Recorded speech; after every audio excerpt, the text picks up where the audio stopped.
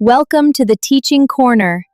Today, we will learn how to book a doctor's appointment on the phone in simple English. Let's listen to a polite and easy conversation between a girl and a receptionist.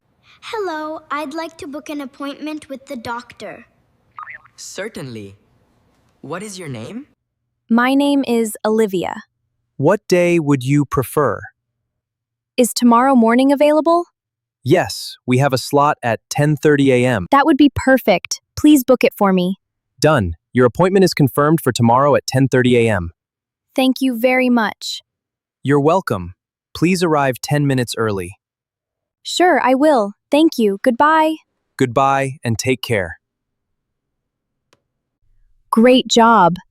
Practice this conversation with a friend or family member to improve your English speaking skills. If you enjoyed this lesson, don't forget to like, share, and subscribe to the Teaching Corner for more easy English conversations.